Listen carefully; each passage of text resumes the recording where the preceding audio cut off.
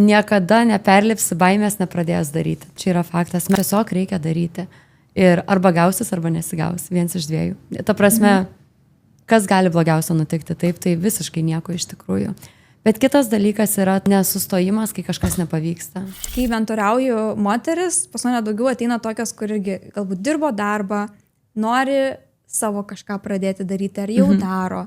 Bet dar yra baimės kažkokios dalinti socialiniuose tinkluose. Aš dažnai sakau, įsivaizduokite, kad yra jūsų baimė ir yra jūsų misija, vizija, kas jūs veža, ne ta žinutė, kurią jūs nori skleisti. Ir pasverkit, kuri yra didesnė, kuri yra sunkesnė, kurią jūs leisit nugalėti. Taip. Jeigu baimė visgi didesnė, tai galbūt ta misija, vizija, ar tas kodėl nėra toks didelis, gal nėra jums taip svarbu tą žinutę skleisti.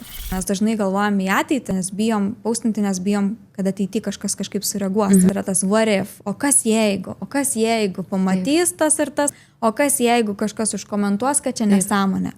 Ar kas jeigu iš vis dabar nukencelins, ar ne, atšauks tave, nes dabar ir tai vyksta, jeigu tu turi stipresnę nuomonę. Yra toks pratimas perskirti lapo popieriaus į dvi dalis.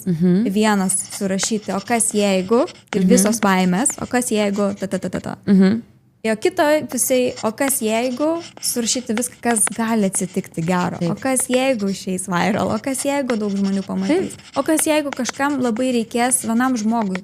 Vienas tik žmogus pamatys, bet jam būtent reikėjo šiandien išgirsti tą žinutę. Kuo tu norėtum pasidalinti su tuo žmogum, kuris galbūt vis dar bijo dalintis.